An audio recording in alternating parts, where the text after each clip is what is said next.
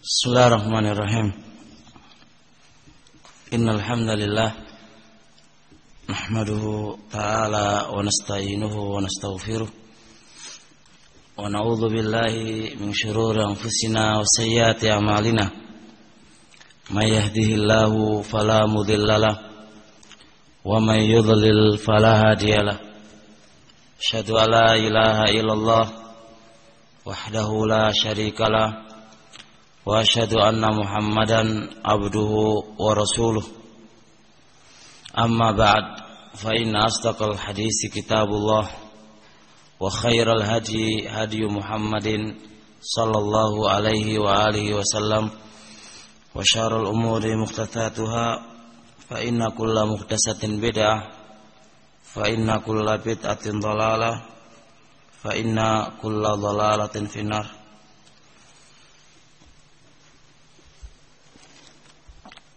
Ikhwanana, sebagaimana yang disebutkan tadi, sebenarnya kami ini orang biasa, seperti yang dikatakan tadi ya, itu biasa aja dari desa gitu kan.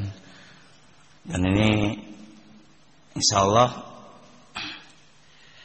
kita akan mencoba menerangkan dan mudah-mudahan dimudahkan oleh Allah dalam memberikan pemahaman. Sebab pelajaran ini pelajaran usulul fiqh terkait dengan kaidah fiqh itu penting sekali. Sebagaimana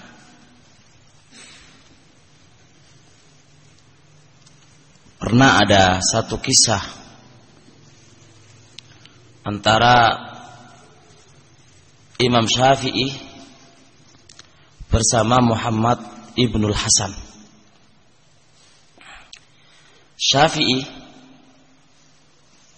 lagi ada nikosh, ada perdebatan antara Muhammad Ibnul Hasan. Perdebatannya, manakah yang paling a'lam, paling ngerti terhadap Al-Quran? Imam Malikkah ataukah Abu Hanifah? Maka Imam Syafi'i mengatakan kepada beliau, kepada Muhammad Ibnul Hasan, tolong dijawab dengan insaf, dengan adil. Faqala Muhammad Ibnul Hasan, Imam Syafi'i, Imam Malik yang lebih a'lam tentang Alkitab, ayat tentang Al-Quran. Pertanyaan yang kedua, manakah yang lebih a'lam tentang sunnah, Imam Malik ataukah Imam Abu Hanifah? Faqala Muhammad Ibnul Hasan, Imam Malik yang lebih alam. Pertanyaan nomor 3, manakah yang lebih alam tentang aqwalus sahabah, Imam Malik ataukah Abu Hanifah? Faqala Muhammad Ibnul Hasan, Imam Malik. Kemudian kata Imam Syafi'i rahimahullahu ta'ala, tidaklah qiyas, dan kita akan bahas masalah qiyas, tidaklah qiyas kecuali dia itu memiliki usul. Tidaklah qiyas kecuali qiyas itu pasti kembali kepada kaidah. Ambil satu pelajaran di sini. Maka seorang alim hendaknya dia memiliki kaidah. Seorang munadhir ahlu jidal hendaknya dia di atas kaidah.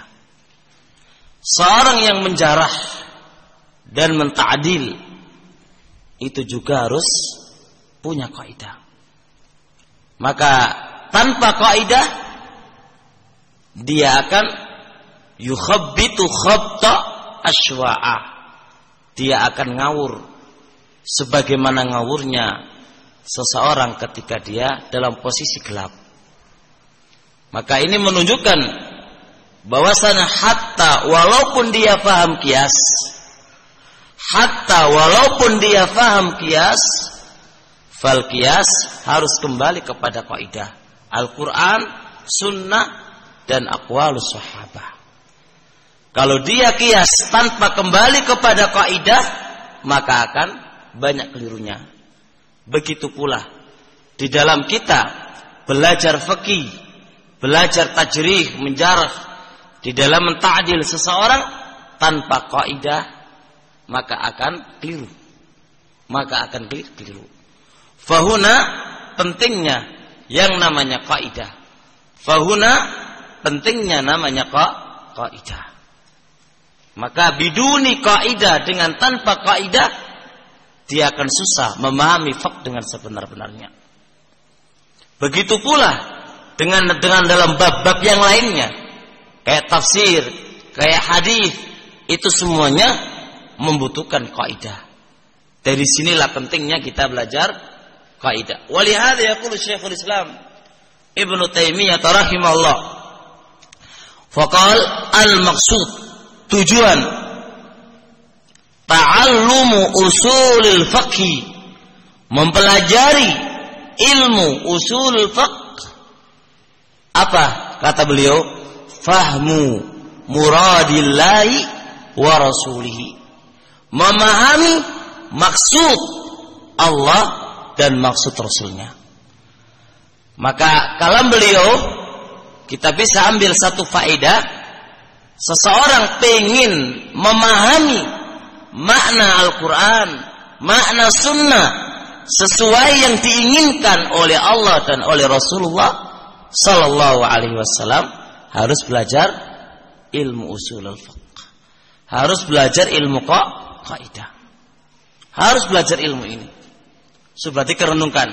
Maka tujuan kita belajar usulul fiqh tidak ada lain kecuali kita pengen memahami Al-Quran dan Sunnah sesuai maksud Allah dan maksud Rasulullah Sallallahu Alaihi Wasallam. Niat ini mohon diikhlaskan. Jangan yang lain niatnya. Jangan yang lain niatnya. Jadi kita pengen belajar usulul fiqh, kita pengen mempelajari Al-Quran dan Sunnah sesuai yang Allah inginkan dan Rasulullah inginkan. Maka tempatnya adalah di ilmu usulul fiqh. Nah, kemudian kita kesempatan ta'lim ini kita pilih kitab Risalah Al-Mukhtasarah fil Usul, karangan Syekh Abdurrahman Ibnu Nasir As-Sa'di, tentang biografi beliau. Insyaallah udah ma'ruf ya, atau belum ma'ruf? Udah terkenal kan? Siapa beliau? Syekh Abdurrahman Ibnu Nasir As-Sa'di rahimahullahu ta'ala. Coba secara singkat ana singgung ya. Beliau di saat umur 4 tahun ibunya telah meninggal. Beliau ini di saat umur 4 tahun ibunya telah meninggal. Kemudian di saat beliau umur 7 tahun bapaknya meninggal. Berarti umur 4 sudah nggak punya ibu, ya. Terus umur 7 nggak punya bapak. Dalam kondisi misal ini beliau dirawat oleh kakak yang terbesar yang namanya Hamdun. Yang namanya Hamdun. Itu kakak yang terbesar. Beliau merawat Imam As-Sa'di rahimahullahu ta'ala. Kemudian beliau memang sejak kecil terkenal dengan orang yang sholah, orang yang baik. Baik itu sholah hatinya dan sholah organ tubuh yang ada. Karena organ tubuh ini kembalinya ke hati. Kembalinya ke hati. Kalau hatinya baik, maka organ tubuh baik lisan maupun organ-organ tubuh yang lainnya akan baik pula. Tapi kalau hatinya itu mau nggak sholah, tentu lisannya nggak akan sholah, organ tubuhnya tidak akan sholah. Maka sholah di sini terpenting adalah hati, karena hati itu masdar, poros dari semua yang ada. Maka Sayyidul A'dha, naam. Jadi presidennya organ tubuh ini hati. Ya kan? Yani tuannya organ tubuh ini hati. Kalau hati itu baik, akan baik pula seluruh organ tubuh yang ada. Maka kita belajar usul fikih ini,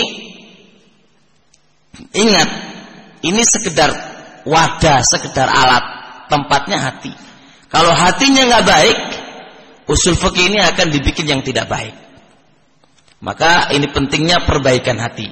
Ala inna fil jasadi mudghatan idza saluhat saluhal jasadu kulluh wa idza fasadat fasadal jasadu kulluh ala wa yal qalbu min hadisi Nu'man ibnu Bashir radhiyallahu ta'ala an. Maka hati inilah poros semuanya. Makanya orang itu lisannya jelek, organ tubuhnya berbuat dengan yang jelek karena hatinya nggak baik. Maka perbaikan hati itu penting. Maka beliau sejak kecil yu'raf bis-shalah, dikenal dengan orang yang salah, orang yang baik. Kemudian beliau sejak kecil sudah mulai menghafal Quran. Di saat beliau itu yafi' itu hampir balik, beliau sudah menghafal Al-Quran, sudah hafal Al-Quran di umur yafi'. Yafi' itu dalam bahasa Arab orang yang hampir sudah balik. Beliau sudah hafal Al-Quran. Kita baliknya sudah 2 kali 3 kali belum hafal Quran kan? Nah, ini. Ya. Kemudian adapun sisi akhlak dan akhlaknya kalau kita baca di biografinya, Masya Allah. Dan ini loh ikhwan anak yang terpenting di sini anak ingatkan. Walaupun dia seorang alim, usuli, mufassir, tapi lihat beliau itu dzu khuluqin hasan, memiliki akhlak yang baik. Tolong diperhatikan di sini. Babul akhlak, babun muhimun jiddan, penting sekali. Bab akhlak, babul adab, itu penting sekali. Coba kalau kita perhatikan di majelis Abdullah bin Mubarak rahimallahu taala, mereka yang hadir itu berapa ribu. Sebagian mereka datang ingin mencari bagaimana adab seorang imam tadi. Mereka itu ingin melihat bagaimana adab seorang alim. Maka seorang alim hendaknya dia muqtaranatun, diiringi dengan akhlak yang baik. Nah, kalau seorang alim akhlaknya nggak baik, itu dipertanyakan keilmuannya, nafi' atau ghairu nafi', bermanfaat ataukah tidak bermanfaat.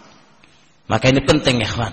Hendaknya masing-masing dari kita tulabul ilm natahalla terhiasi dengan apa? Dengan akhlak yang mulia ini. Dengan akhlak yang mulia ini. Beliau juga da'aba, suka bermain juga. Jadi enggak kok jaga image kayak piye ngono jaru ditinggikan, biasa aja. Beliau juga gurau sama santri yang lainnya. Da'aba, suka bergurau, hatinya riang, tidak kok menung kayak presiden harus enggak. Jangan disamakan, kita ini orang ilmu hendaknya berakhlak dengan akhlak yang mulia. Bagaimana dengan para santrinya, dengan bagaimana dengan para bawahannya dan seterusnya. Itu hendaknya tolong diperhatikan. Barakallahu fikum. Kemudian di samping itu pula beliau itu memiliki ilmu yang kita bisa ambil di sini apa? Beliau juga dzul ibadah an-nafilah. Beliau itu orang yang ahli ibadah dalam perkara-perkara sunnah. Jadi kita ngaji kitabnya, hendaknya kita juga bisa mensifati apa? Akhlak-akhlaknya kan gitu toh. Di samping beliau itu seorang alim, seorang ini, ternyata beliau dalam bab perkara-perkara sunnah mereka tidak abaikan. Jangan kayak kita, sholat sunnah nggak penting, sepenting belajar. Ada gaya model semisal ini. Justru itu kelihatan ilmu kamu di mana tempatnya. Justru itu menunjukkan ilmu yang ada dalam diri kamu itu kurang bermanfaat. Yang namanya bermanfaat, dia akan berupaya melakukan perkara-perkara yang sunnah. Adillah ala hadza banyak sekali. Enggak butuh kita singgung di tempat ini. Ini sudah cukup satu isyarat hendaknya kita semuanya ikhwanana menyibukkan diri biqadri istita'atihi, sesuai dengan kemampuannya. Jangan dihilangkan perkara-perkara sunnah, baik itu salatun nawafil, baik itu puasa nawafil atau yang lainnya. Hendaknya kita jangan belajar itu lebih baik daripada perkara sunnah. Itu kalau memang tazaham, bertabrakan antara thalabul ilm dengan perkara sunnah, itu nanti ada kaidahnya nanti.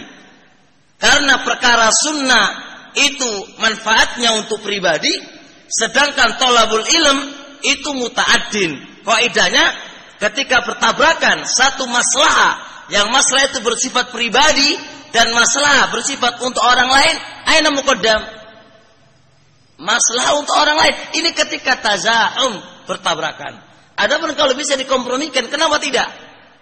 Kenapa tidak? Kalau Anda kata itu bisa dikompromikan. Maka ini harus diperhatikan di sini, ikhwan. Sebagian tidak paham kaidah sehingga ngambil kata Imam Ahmad begini, kata begini. Udah belajar, sehingga dengan dia belajar udah salat sunnah enggak sama sekali, perkara sunnah enggak sama sekali. Terus mau ngapain? Terusan? Justru faedah kita belajar. Nah, begitu ya, ikhwan. Kemudian terpenting juga di sini satu poin insyaallah yang akan sebutkan. Bagaimana walaupun dia seorang alim, walaupun beliau seorang alim, tapi beliau di dalam ithar ala ghairihi luar biasa. Apa itu ithar? Lebih mementingkan orang lain daripada dirinya. Masya Allah. Beliau akan melihat para santri-santri yang nggak punya duit. Beliau bantu semua urusan santri. Ketika memang kelihatan dia tidak punya, beliau bantu. Mana di antara kita yang semisal itu? Justru masalah duit itu jangan ya, aku jelek duitnya melarati pol ya. Cari duit aja melarati pol, mau tak kasihkan gimana? Itu justru mana ilmu sekarang di sini? Ikhwanana, ilmu bukan untuk apa-apa kita belajar. Wa innama ilmu itu butuh diamalkan. Ilmu itu khasyah. Ilmu itu menjadikan kita takut kepada Allah Subhanahu wa ta'ala. Lah kalau kita belajar kok tambah jauh dari Allah, dipertanyakan belajar kita itu gimana? Kok tambah enggak khasyah? Lisannya gampangi pol ngantemi orang, perbuatannya mukuli orang itu gampangi pol, dan seterusnya. Mana khasyah dari kita belajar itu?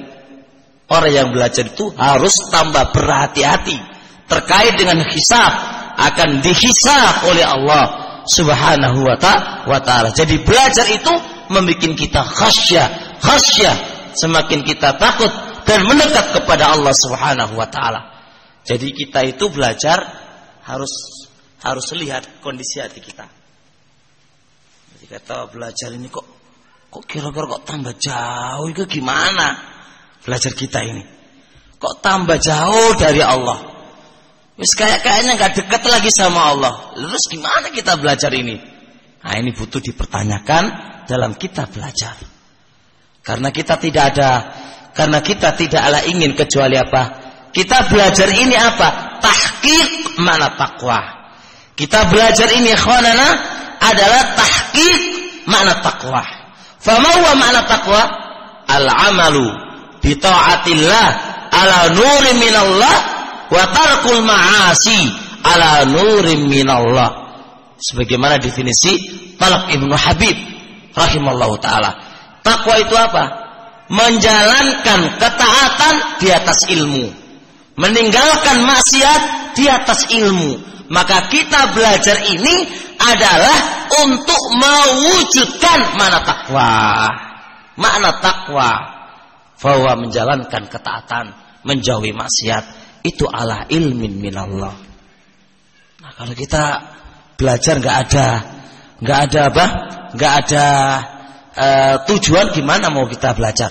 Kita belajar itu bukan kok supaya kita punya santri banyak, supaya kita jadi komandan. Enggak gitu kita belajar.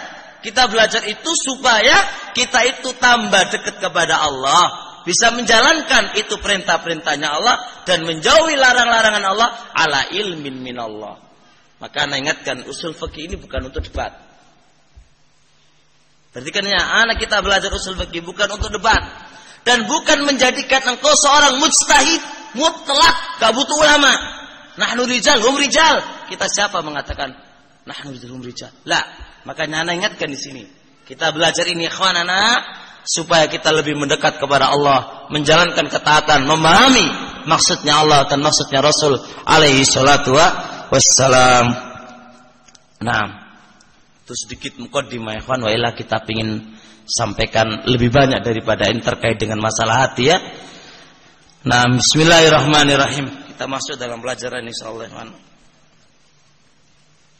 Di kitab antum tidak ada bismillahnya ya? Ada bismillah itu? Enggak ada. Ada yang terbuang di situ ya. Wa ila sebenarnya ada itu ya.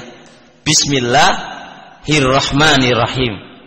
Antum kasih atasnya itu. Bismillahirrahmanirrahim.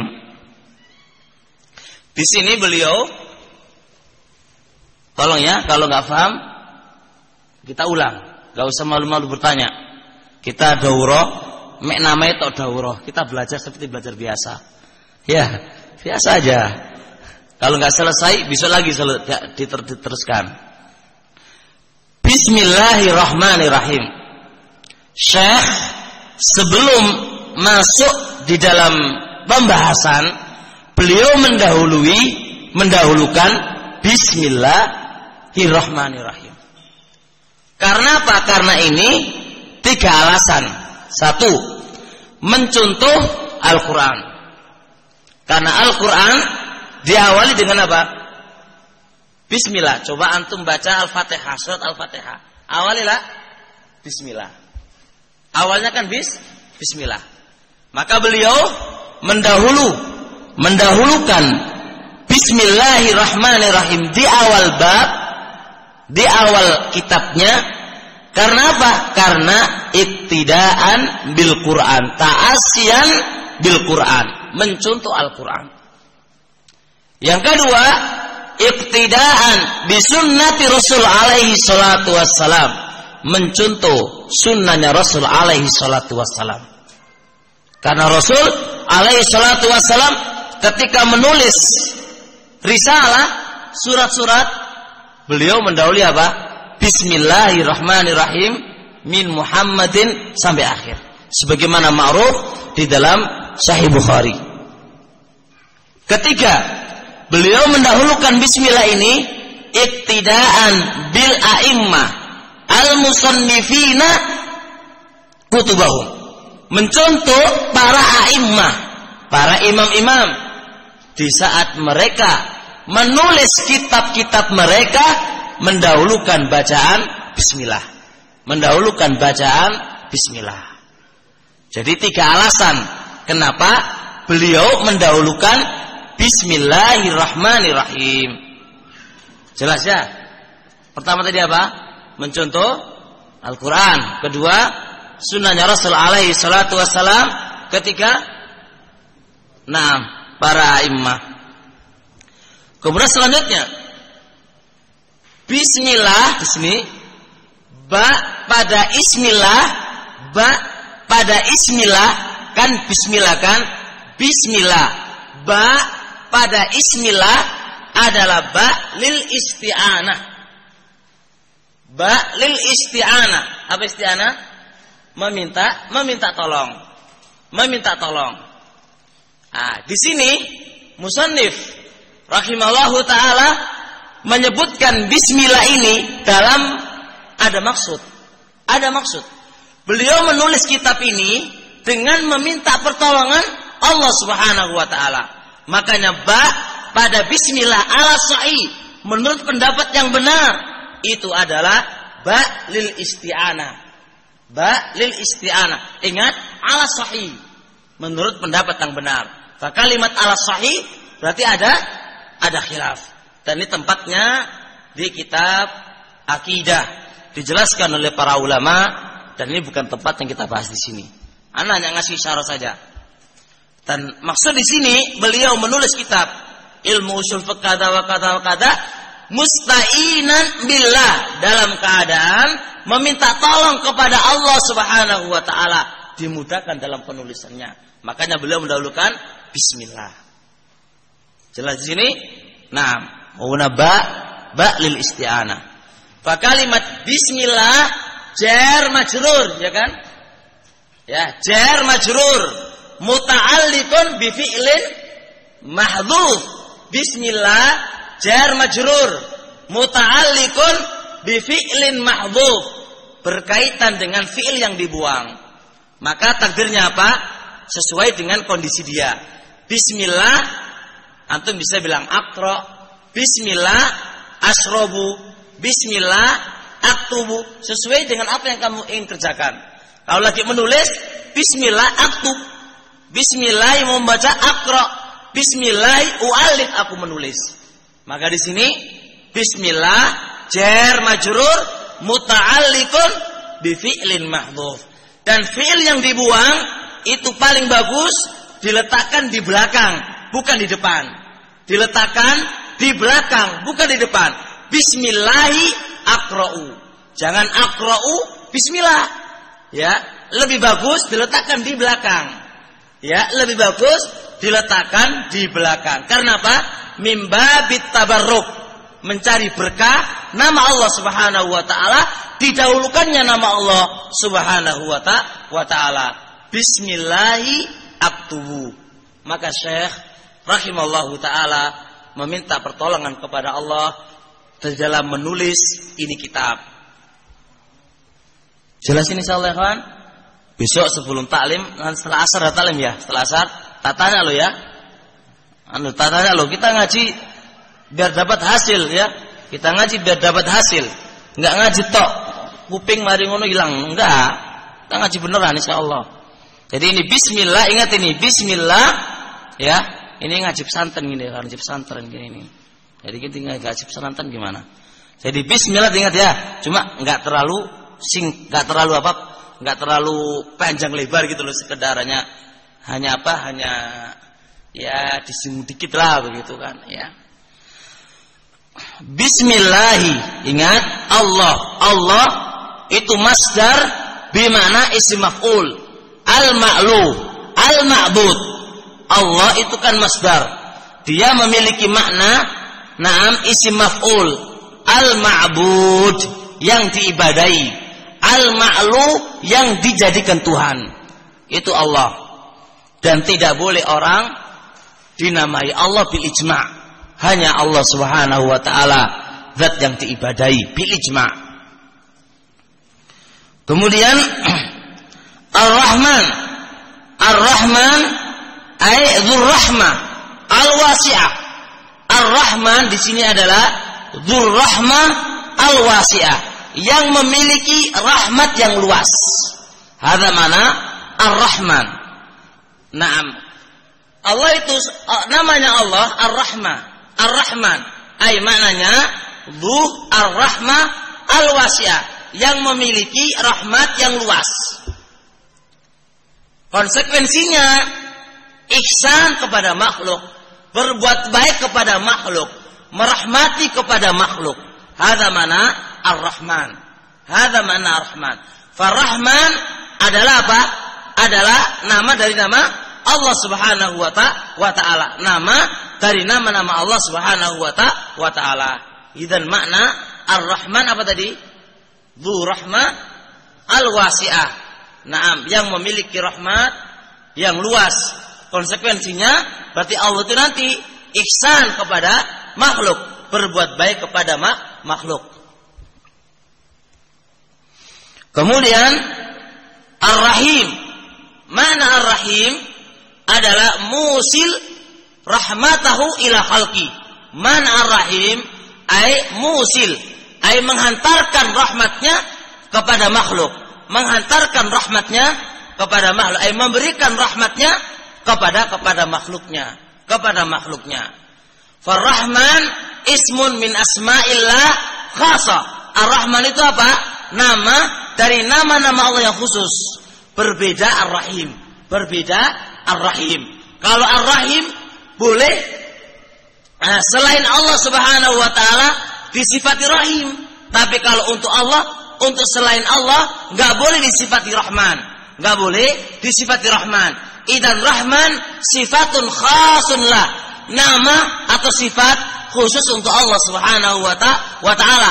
Adapun Rahim itu bisa dimiliki oleh makhluk. Kata Allah Subhanahu wa taala apa? Dalam suratnya ayat yang berkaitan dengan itu, harisun alaikum bil mu'minina raufun. Sifatnya siapa ini? Nabi kita Muhammad kan? Naam, harisun alaikum bil mu'minina raufun rahimun. Ya kan? Rahim kan di sini untuk Nabi kita Muhammad alaihi salatu wassalam. Itulah singkat makna Bismillahirrahmanirrahim. Jadi kalau diartikan dengan menyebut nama Allah yang Maha Pengasih dan penyayang, nggak tahu ini maknanya ya. Tapi sebenarnya makna Rahman sama Rahim ya, kalau Rahman yang memiliki sifat apa? Rahmah yang konsekuensinya diberikan kepada makhluk. Adapun Rahim, Allah lah yang memberikan rahmat itu kepada makhluknya.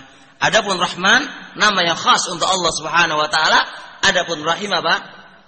Untuk Allah dan juga untuk makhluknya. Cuma dibedakannya. Kalau Allah itu yaliku bijalali, adapun kalau makhluk sesuai dengan kondisi dia itu sebagai makhluknya.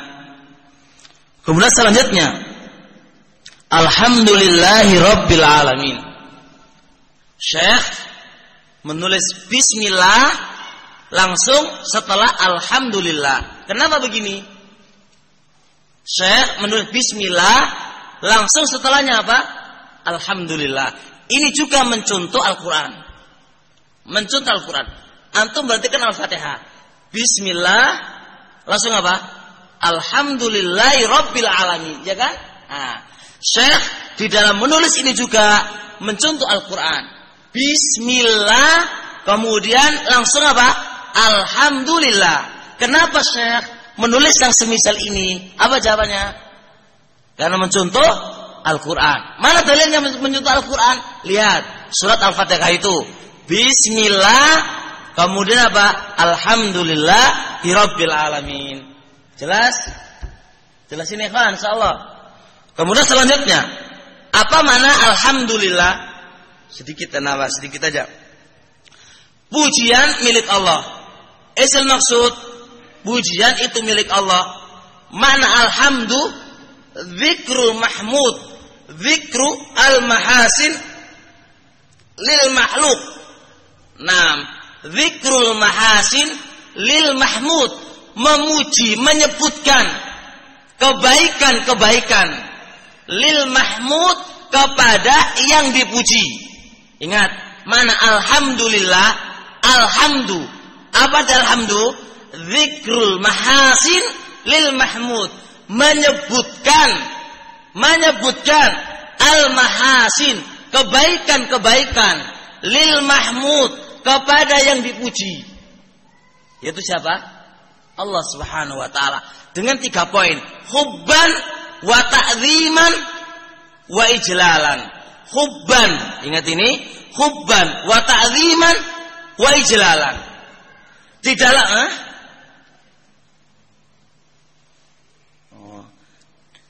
dia dalam menyebutkan kebaikan-kebaikan itu, di dalam menyebutkan kebaikan-kebaikan itu ada dasar. Apa dasarnya? Dasarnya karena cinta, hubban. Dasar yang kedua karena ta'ziman, mengagungkan. Ini penting di sini. Ketika kita menyebut alhamdulillah, menyebut kebaikan-kebaikan Allah, baik bersifat syariatnya, bersifat perbuatannya, Itu semuanya harus ada landasan. Apa landasannya? Karena cinta. Kedua, karena ta'zim, mengagungkan. Ketiga, ijlalan, karena mengagungkannya. Dasar di sini. Kalau kita memuji betapa banyak kebaikan Allah kepada kita, ya kan? Betapa banyak kebaikan Allah Subhanahu wa taala kepada kita. Kita sebut itu mahasin. Semua kebaikan-kebaikan Allah kita sebut. Tapi kalau menyebutnya nggak ada dasar karena cinta dan karena ta'zim, apa faedahnya? Apa faedahnya? Nggak ada faedahnya. Maka harus didorong dengan niatan ini, hubban wa ta'ziman kepada Allah Subhanahu wa taala. Jadi zikrul mahasin lil mahmud, menyebutkan kebaikan-kebaikan yang kita puji yaitu Allah Subhanahu wa taala. Dorongan kita memuji karena apa? Karena hubban wa ta'ziman kepada Allah Subhanahu wa taala. Makanya alhamdulillah, pujian itu miliknya Allah. Pujian itu miliknya Allah. Nah, dan di sini ada faedah. Kalau pujian itu miliknya Allah, barakallahu fikum, maka kalau Syekh bisa menulis kitab ini, ikhwan, itu semuanya adalah karena Allah Subhanahu wa taala. Syekh bisa menulis ini karena apa? Karena Allah. Karena pujian yang mutlak hanya miliknya Allah semata. Pujian yang mutlak hanya miliknya Allah Subhanahu wa taala semata. Jadi kalau Syekh bisa menulis ini, ikhwanana, itu adalah kebaikan dari Allah Subhanahu wa taala. Itu adalah kebaikan dari Allah Subhanahu wa taala. Makanya di sini ada maksud beliau menulis ini. Ada rahasianya, ya kawan. Jadi enggak hanya penulis itu bismillah, opo faedah bismillah, alhamdulillah mari ngono. Ono maksudnya. Makanya musannif rahimallahu taala di sini mengatakan alhamdulillah ini pujian mutlak hanya milik Allah semata. Ingat, beliau bisa menulis ini semuanya, janganlah terlalu dipujilah. Itu semuanya baik dari kebaikan Allah Subhanahu wa taala. Paham di sini, ikhwan? Kita semuanya bisa ngaji karena apa coba? Kalau bukan karena Allah Subhanahu wa taala yang Allah telah berikan kepada kita. Enggak ada yang bisa. Kita tuh siapa? Manusia yang lemah. Kan begitu. Naam, alhamdulillah. Pujian lillahi itu miliknya Allah. Rabbil alamina. Naam, Rabb semesta alam. Rabbi itu nerangkan badalnya Allah. Alhamdulillah atau bayan istilah mereka. Alhamdulillah, pujian itu lillahi milik Allah. Rabbil alamina, Allah itu adalah Rabb semesta alam. Hamdan katsira, dengan pujian yang banyak. Jadi beliau memuji dengan pujian yang banyak. Thayyibah, yang bagus, yang baik. Mubarakan fi, yang penuh diberkahi, yang penuh berkah, yang diberkahi. Fihi, di dalam pujian. Allahumma ya Allah, sholli ala Muhammad. Ya Allah, sholli.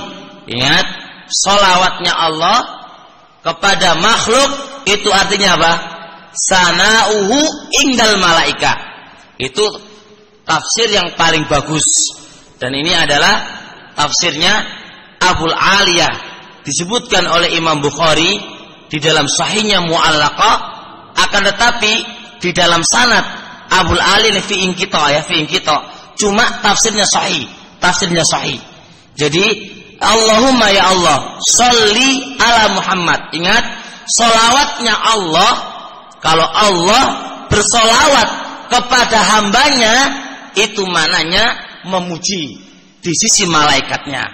Perhatikan, kalau malaikat, kalau selain Allah, baik malaikat maupun yang lainnya, ketika bersolawat kepada hambanya, makna doa.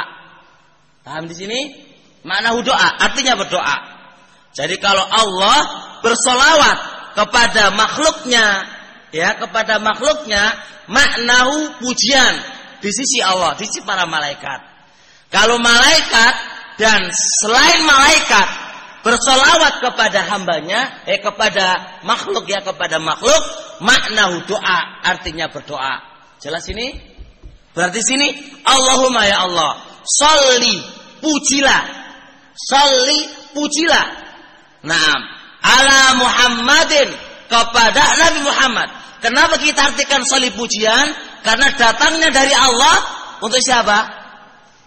Ayo, untuk makhluk. Datangnya dari Allah untuk makhluk. Maka maknanya adalah pujian. Allahumma ya Allah, sholli, pujilah ala Muhammadin, pujilah Muhammad, ala Muhammadin, pujilah Muhammad ini di sisi para malaikat, wa ala ali Muhammad, dan kepada kerabat-kerabat Nabi Muhammad, wa ala ali Muhammad, kerabat Nabi kita Muhammad, wa ashabihi, dan para sahabat-sahabatnya. Apa definisi sahabat? Antum. Ayo, siapa yang bisa definisi sahabat? Antum.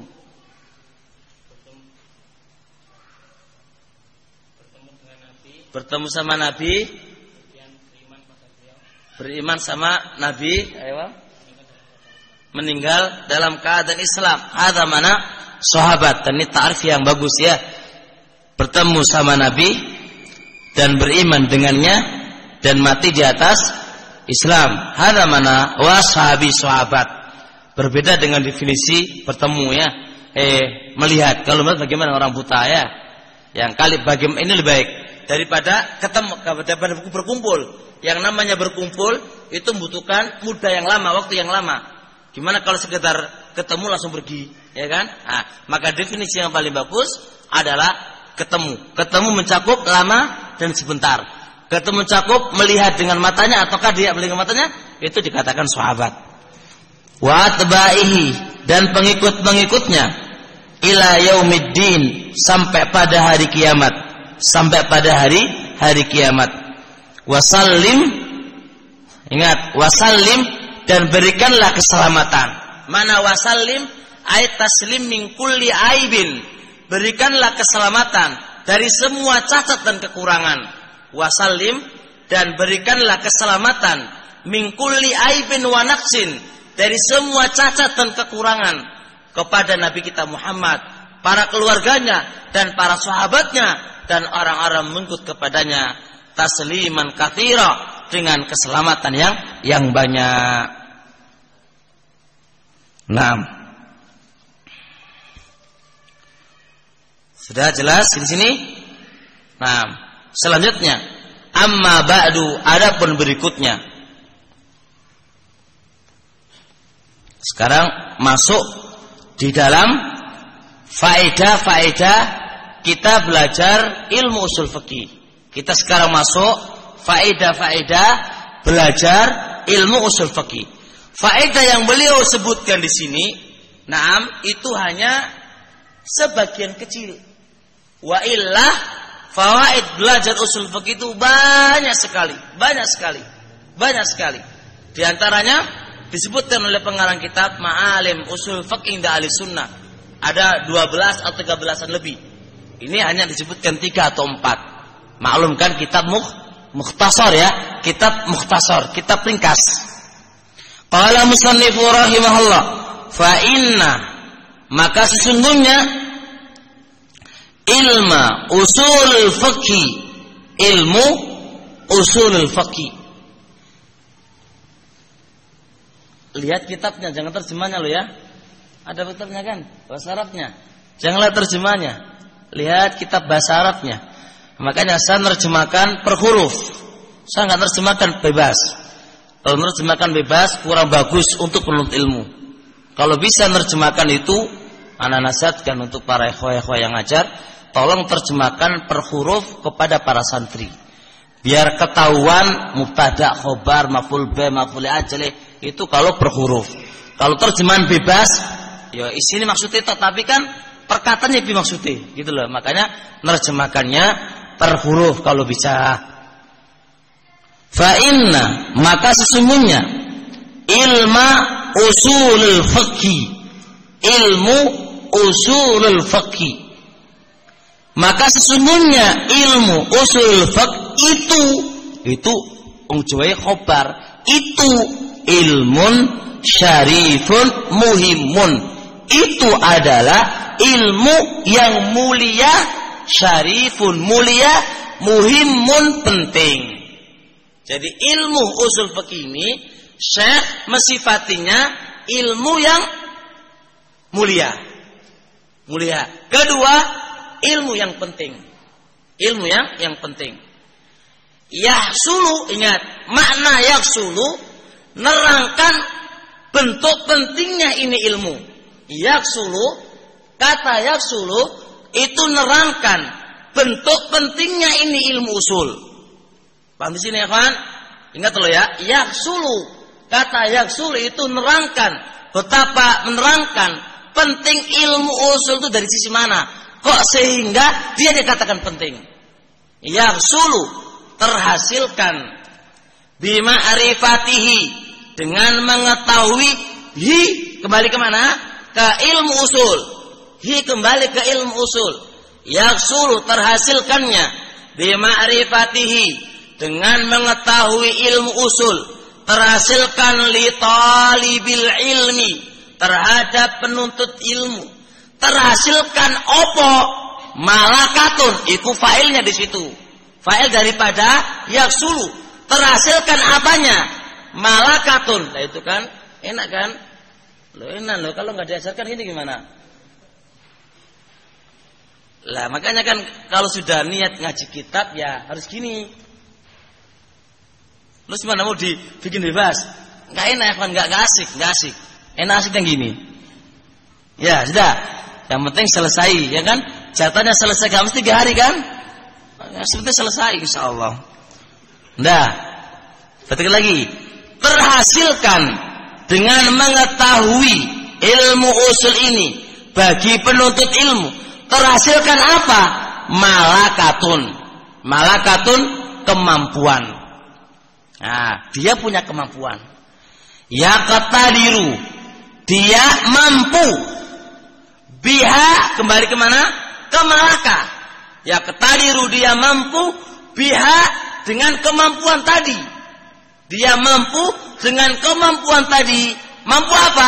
Alan nadharis sahihi, untuk melihat dengan benar. Nah, kalau nggak duwe ilmu usul fikih, mek nadhar tok, ya iso salah iso bener. Ya namanya enggak duwe ilmu usul fikih. Nazar orang perempuan gampang, tinggal nazar saja kan. Ini nazar yang sahih, nazar yang betul, ya. Ingat ini, kait penting di sini. Nazar sahih, li nazaris ala nazaris sahih. Melihat dengan betul. Terhadap apa? Terhadap fi usulil ahkam. Ismana usul? Antum tulis. Mana usul? Ay adillatil ahkam syar'iyyah. Mana usul? Adalah dalil-dalil ahkam syar'iyyah. Mana usul di sini apa? Adillah ahkam syar'iyyah. Ingat. Fama huwa ahkam syar'iyyah? Fama huwa ahkam syar'iyyah? Famana ahkam ay ahkam syar'iyyah. Fama huwa ahkam syar'iyyah? Saat insyaallah ahkam ada 2. Ada ahkam syar'iyyah, ada ahkam wad'iyah. Saat insyaallah.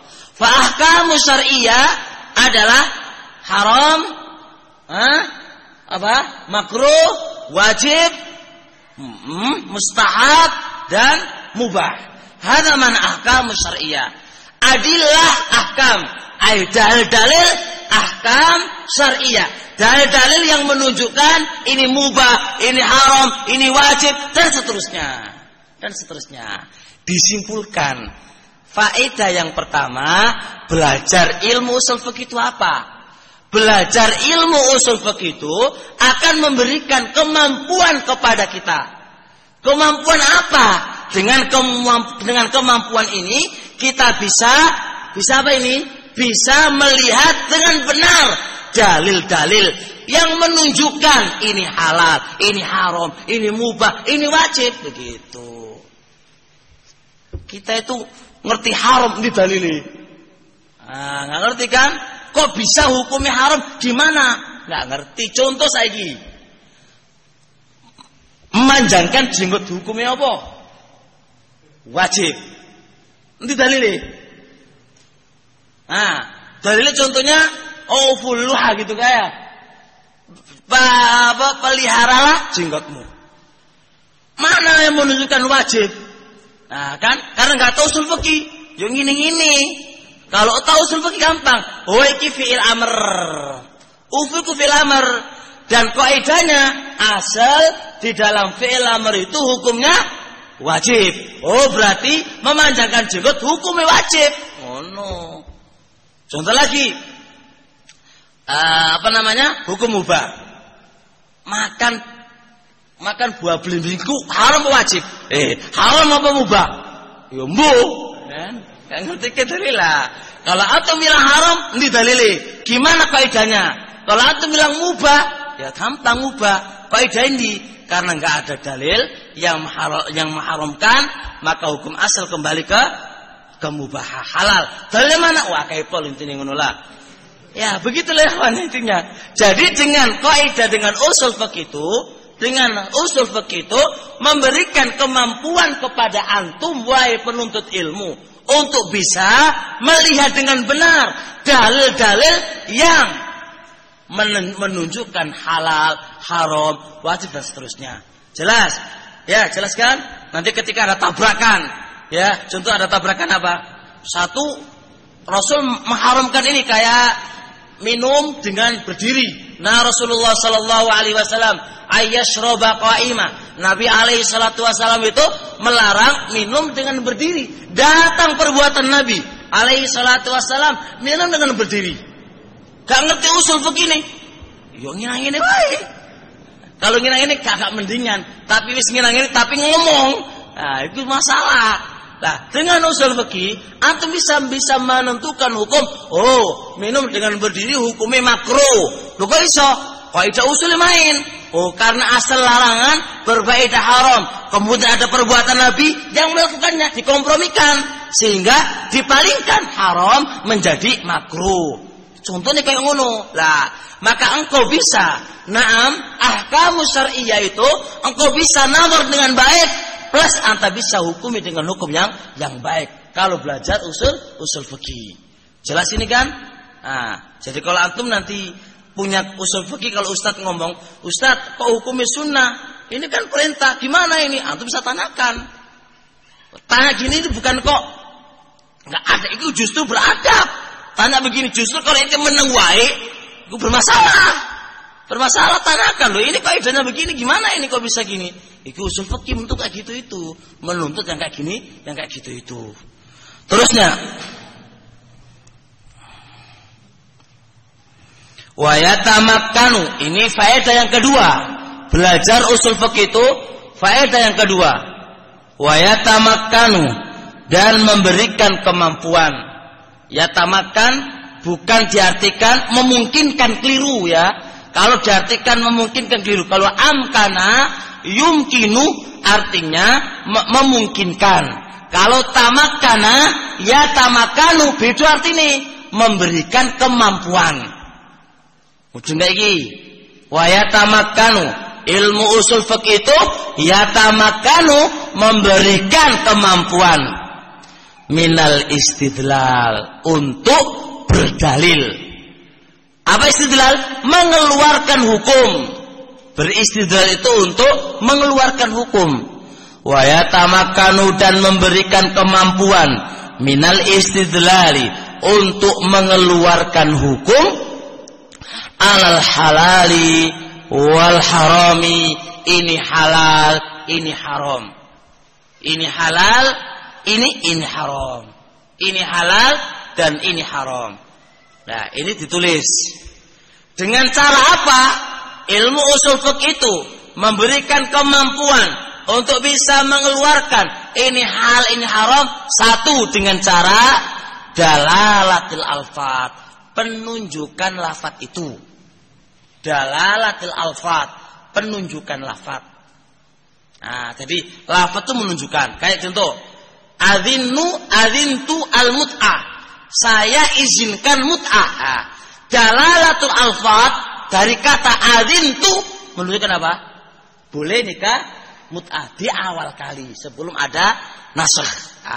Ini dari kata-kata apa? Adzintu. Adzintu, ya kan? Adzintu.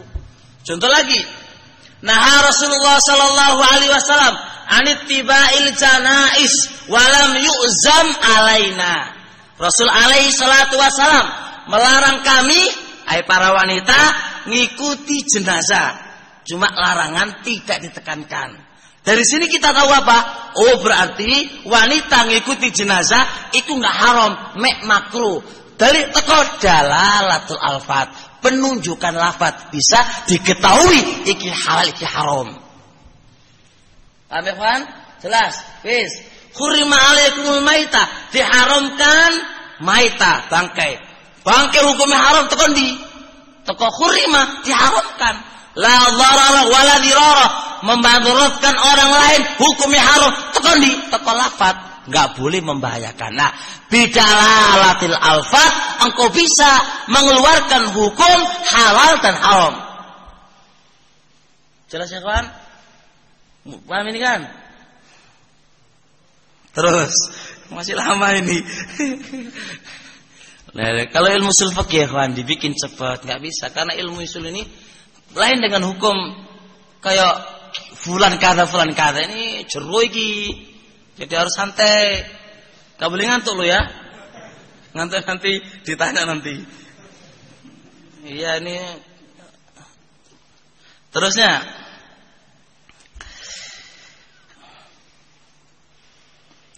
Faedah yang nomor 3.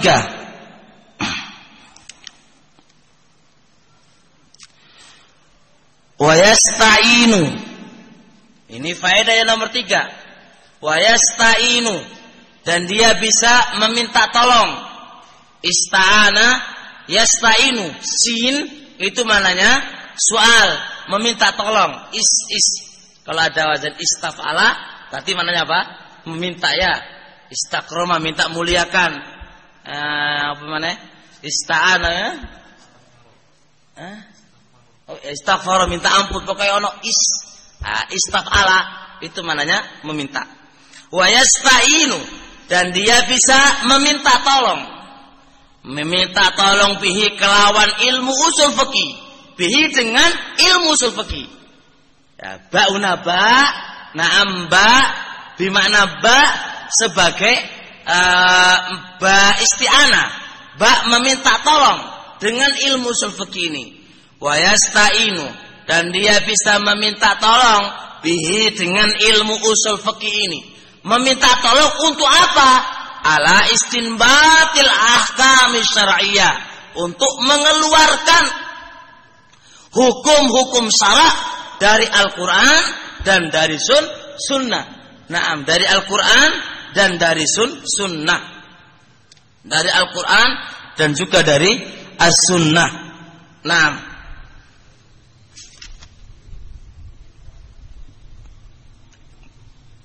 Di situ ditambahi wa yasta'inu bihi ala istinbatil ahkam syar'iyyah minal kitab wa sunnah ala ususin salima, dengan dasar yang selamat. Jadi dia bisa meminta tolong bihi dengan ilmu usul fikih untuk mengeluarkan hukum-hukum syara'. Ahkam syara' ada berapa tadi? Ada 5. Dia bisa keluarkan dari Alkitab dan dari as-sunnah. Misal contoh, antum ambil Al-Quran, aqimus sholah, tunaikanlah sholat. Wa atuz zakata, tunaikan zakat. Nah, antum ambil di situ wajibnya zakat dan wajibnya sholat. Maka antum bisa mengeluarkan ahkam, ay hukum wajibnya sholat minal kitab dari Al-Quran. Aqimus sholah. Ini fi'il amr. Asal dalam fi'il amr hukumnya wajib. Idan atau hukumi wajib sholat ini. Wa atu zakat begitu. Wajib. Bunyal Islam ala khamsin. Islam dibangun di atas 5. Pondasnya Islam ada 5. Maka antum bisa keluarkan ahkam syar'iyyah ini, hukum-hukum 5 ini dari Al-Quran dan dari Sunnah. Tapi cara mengeluarkannya nggak boleh ngawur. Ala ususin salimah, di atas fondasi yang selamat. Itulah fungsi daripada ilmu usul fikih. Dan beliau menyebutkan faedah ilmu usul fikih ada 3. Wa ya'rifu, dan dia mengetahui kaifiyata dzalika qul kaifiyata dzalika wa ya'rifu, dan dia mengetahui kaifiyata dzalika, tata cara yang demikian itu, kullahu semuanya, wa tariqahu, dan tariqah semuanya. Ai kaifiyah mengeluarkan, mengeluarkan ahkamu syariah, dia sudah kuasai semuanya. Tariqah mengeluarkan, kaifiyah cara mengeluarkan, dia sudah tahu semuanya. Bihadzal ilm, dengan ilmu usul fikih ini.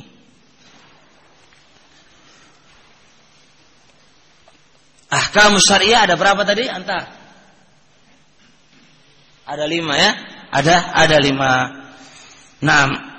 Nah, kalau dia tidak mengetahui usul fikih, mengeluarkan hukum dari Al-Qur'an wa Sunnah, ya caranya tidak apa? Tidak benar. Makanya ala ususin salimah, dengan dasar yang selamat dari kesalahan. Qala musannifu rahimahullah, wa hadza mukhtasarun, ini adalah ringkasan. Fa makna mukhtasar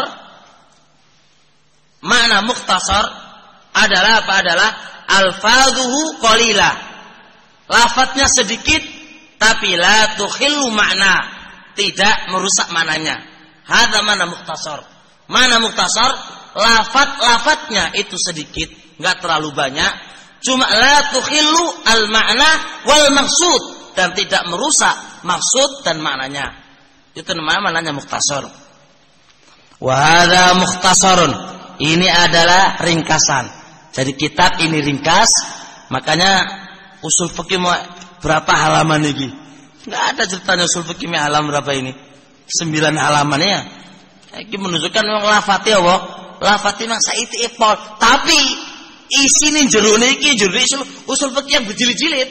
Maka itu namanya mukhtasar. Lafadznya sedikit tapi maknanya, maksudnya itu enggak ada ikhlal, enggak ada kekurangan. Dalam sisi maksud itulah isinya.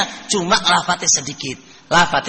Sedikit. Beda dengan lafadznya sedikit tapi ikhlal di dalam maksud, ya, merusak maksudnya, itu judul namanya mukhtasar, bukan namanya mukhtasar.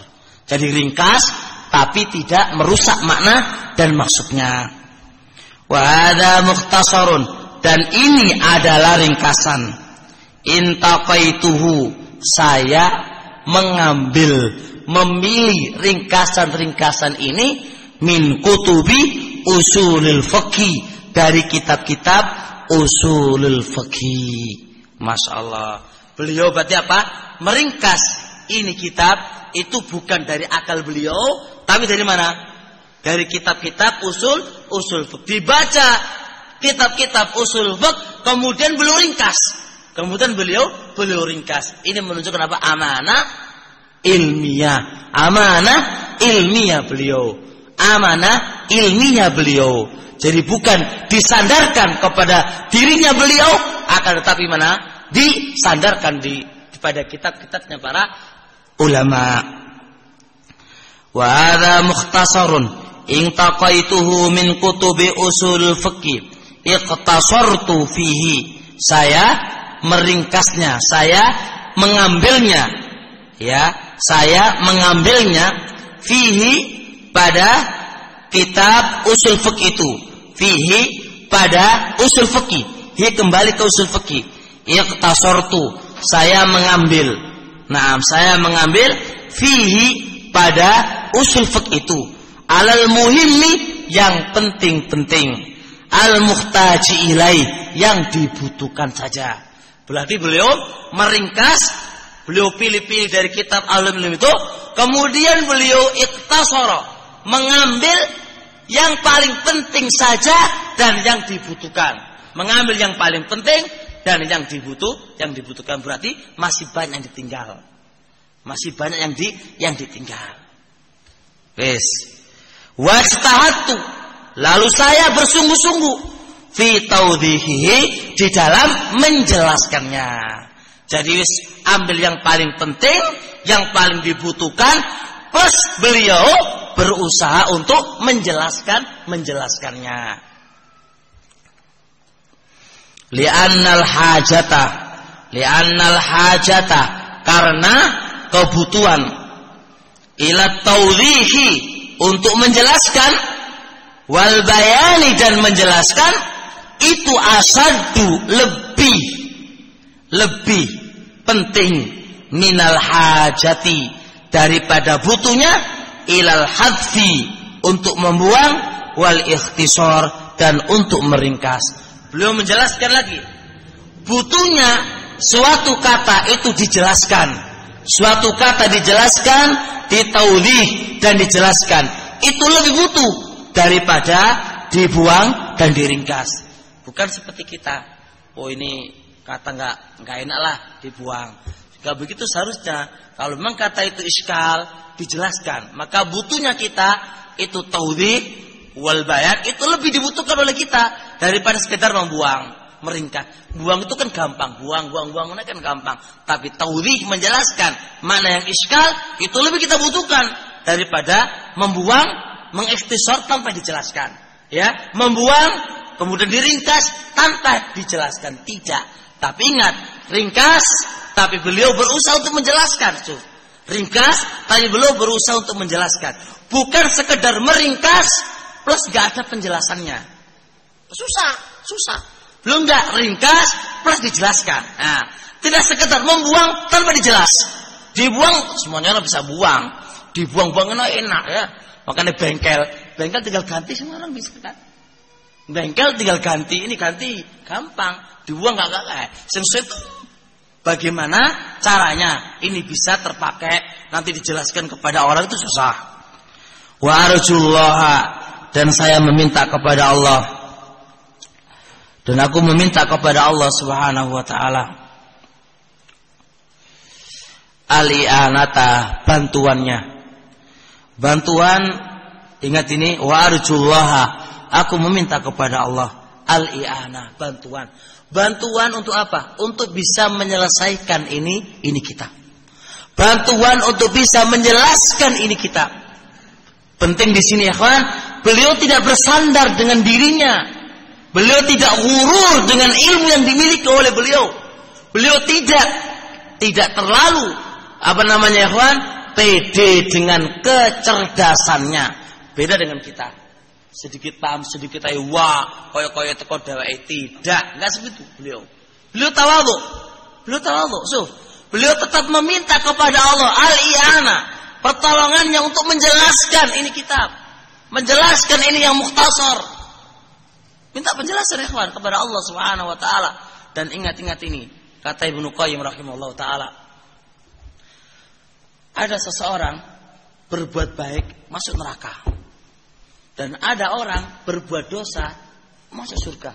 Aneh kan? Aneh enggak? Ayo sama-sama jawab. Loh iki berbuat dosa kok mlebu swarga lho piye? Berbuat keapian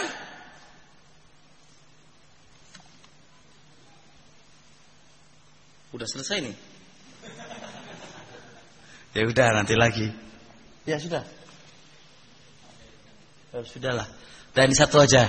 Kan suruh 3 jam 3 kurang 5 menit. Itu 10 menit. Nah, gimana yang saya bisa jawab? Ayo. Saya bisa jawab. Berbuat dosa lu kok sembuh swarga lho aneh. Nah, ternyata ada. Ingat kata Ibnu Qayyim rahimahullah. Di saat dia berbuat dosa, dengan sebab dosa ini dia ingat kepada Allah. Dia nangis karena Allah, takut dengan ancaman-ancamannya Allah. Akeh. Dia berbuat kebaikan, kok malah masuk neraka ya? Iya. Berbuat kebaikan dia sombong. Ghurur. Dia itu ghurur. Sombong dengan amalannya. Koyok-koyok dia mendapatkan itu ibadah pasti diterima oleh Allah. Kalau dia punya keyakinan kayak gini ini sehingga orang lain itu siapa dia, maka dengan perbuatan baiknya dia justru bencana bagi dia masuk ke dalam nerakanya Allah. Makanya jangan meremehkan pelaku dosa. Dan jangan kita itu koyo-koyo sama surga ngono kita itu. Hah? Kita udah ada SK sama surga kita. Belum tentu. Kita itu surga apa? Belum tentu. Kita belum ada SK, belum tahu ajal kita besok di akhir nanti. Ya kan? Makanya kita banyak-banyak berdoa kepada Allah, mudah-mudahan kita husnul khatimah. Kita belum ada SK. Dan belum tentu orang berbuat dosa itu gak diampuni, belum tentu. Cuma kita mengharap dengan kita berbuat baik itu diterima oleh Allah, tapi dengan syarat harus ada khauf, rasa takut itu gak diterima oleh Allah Subhanahu wa taala. Jangan kita pede wahai, mana khauf kita kepada Allah? Jangan mengharap doang, mana khauf kita? Maka gak akan bisa sampai kepada Allah melainkan kita harus punya khauf dan punya roja. Jangan khauf saja dan jangan roja saja. Kita harus ada khauf. Jangan-jangan diampuni oleh Allah kita ini. Jangan-jangan ibadah kita diterima oleh Allah Subhanahu wa taala ini. Paham di sini ya kan? Itulah Syekh Sa'di rahimahullah taala. Beliau dalam ta'lim ini kan enggak murni usul, tapi juga masalah mau'idhah hati, masalah hati. Bagi yang memahaminya. Bagi yang memahaminya. Naam wa arjullah, dan aku mengharap kepada Allah Subhanahu wa taala al-i'anah, pertolongan di dalam menulis dan menyelesaikan kitab ini. Was-sadada, apa sadad? As-shawab fil qauli wal amal. As-shawab fil qaul wal amal, itu mana sadad? Ai benar di dalam berkata dan benar di dalam bertindak. Itu mana as-sadad. Belum mengharap kepada Allah pertolongannya. Dan sadada, benar dalam berbicara, benar dalam beramal. Wasuluka, saya bisa kurang dikit ya. Terus atau sudah? Kurang dikit ini.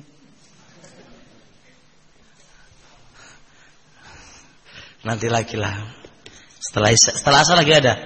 Sudah, setelah asar lagi ini dilanjutkan insyaallah. Subhanakallah wa bihamdik, asyhadu an la ilaha illa anta, astaghfiruka wa atubu ilaik.